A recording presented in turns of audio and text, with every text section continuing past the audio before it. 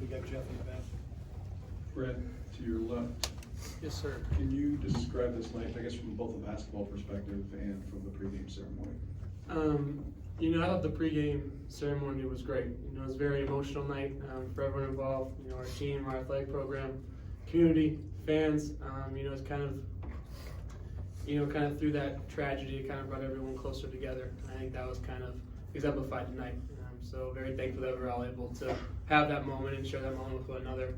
For the basketball side of things, I think the word coach used was gritty, not always pretty, or something along the lines of that.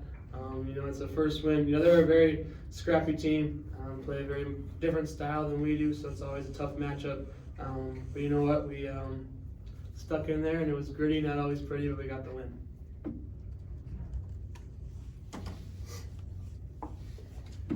Jim in the back. Oh, go ahead, Jeff. Kobe, we talked the other day and you talked about what Orlando Tucker said to you in the locker room after that loss to St. Mary's. I'm assuming you took that to heart, and is that some of what we saw tonight, especially early, the way you attacked?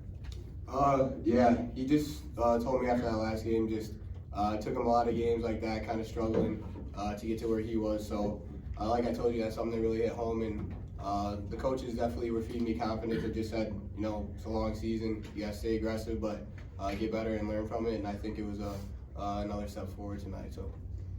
We were telling him to be aggressive too. Yeah, and the teammates. I'll give them credit. Jim. Kobe, piggybacking off that a little bit, was the idea to get to the rim more often? It seemed like you were very much in attack mode. Yeah, that's kind of how I've been throughout practice, and then St. Mary's, I just got a little rattled early on, and I kind of took my foot off the pedal. And then again, my teammates and coaches just said, get back to that attack mode. Like, you're gonna make mistakes, but we want you making mistakes, being aggressive. So that's kind of what I tried to do tonight, and then try to do what I can to help the team win. Jeff. Nate, I don't know if you knew where you were in terms of the number of blocked shots tonight. Did you? Nah, no.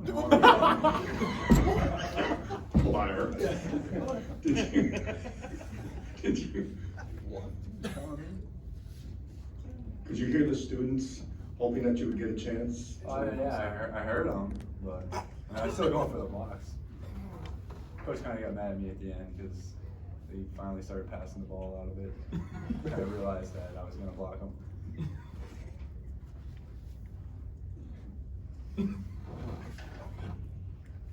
Right, and we're only 2 games in this season. Is it fair to say it might take you guys some time to kind of find yourselves, find an identity with so many guys in new roles? That's fair to say? For sure, I think that's true with every team. Whether they have people coming back, when everyone has a year to develop and fit new roles, and guys leave and guys come in, that always takes an adjustment period. I think that is mostly on the offensive end, and getting back into motion, new guys, new roles, seeing the space into the floor. We're confident in our guys, and we'll figure it out. Shots will fall. So I think that's kind of true with every team. So I think it's definitely true with us as well. To follow up on that, Brett, do you think that's been the result of like the 3-point shooting? Because you guys believe you're good perimeter shooters, but the numbers, even though it's just 2 games in, probably don't. Yeah, I know, don't support that. Yeah, I think it's more than belief. We're with each other every day. We got this new shot tracker system. We know how well we can shoot in practice when we're in the gym by ourselves. Averages average out. We were a little shaky the first 2 games, and that'll average out over the next few. And we have that confidence in ourselves, but also in our teammates, because we know how much time we put into it. So making shots isn't something you can always control, but the quality of shots is something you can. I think we've had pretty good quality of shots in both games. So that's kind of the goal. Keep creating shots for ourselves, but also want another good quality shots, and we know they'll fall. Jim in the back. Kobe, when they're within 3, down kind of the stretch run there, what's the mindset, and what were you guys talking about in huddles or on the court, just about kind of where that game was at? Like Brad said, Coach Guard said that it was going to be gritty and it was going to be a dogfight. So I think coming in, it was kind of something we were prepped for. It wasn't like it was a punch in the face that we didn't see coming. So we knew that eventually, if we stuck to our game, stuck to our principles, that eventually we'd be able to pull away and go on a little run, and we did that. So I think that was a good test for us early in the season to see how we kind of dealt with some adversity again, like you said, with new roles and new lineups. So I think we handled it pretty well. Jim? One more, Brad. Brevin, during that 15-0 run, was pretty instrumental, both scoring and rebounding. How big was it to see him kind of provide a little bit of everything during that stretch? It was huge. He's going to be huge for us. He's definitely an X factor. He's one of the best shooters in the country. We get to see it every day, and we're always on him to stay confident and to keep shooting. Because not only does it get him going, but it opens up the floor for everyone else. And so we always know he's going to be a good shooter, but he always brings that effort and energy on the rebounding, whether it's loose balls, defensive end. He definitely had his nose in his face in a lot of things tonight, so that's big time. Definitely those kind of plays are energy plays that we all feed off of. So it's huge to get him going, and we expect that to continue. Okay.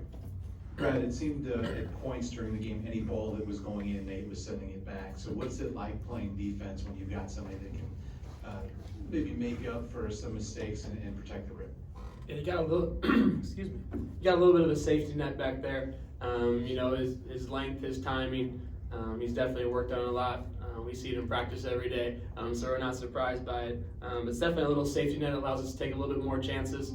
I think that's kind of the challenge of it, to make sure that you stay disciplined even though you have a shot blocker behind you. Stay disciplined to your rules. It definitely covers up a lot of errors that we may have, whether it's early in the game, late in the game. So like I said, just describe it as a safety net, and every team and all the players enjoy having a good safety net. One more question right up front here. Kobe, can you just take us through the dunk that you had along the baseline, jab step? What did you see on that play, and just take us through it? Oh, we were talking about in practice the day before. If we kind of got a couple swings and got them shifted, they would have to rotate over late. And me and Coach Tucker were talking about, because Coach Gard goes 2 points is 2 points regardless, and Coach Tuck goes, nah, sometimes the dunk hits like 5 points. You get the crowd into it, like you're feeling good. And then, when I saw that little gap, I kind of took off and I made eye contact with him right after. It was pretty neat. So hopefully I feel more of those throughout the year. Okay, thanks, fellas.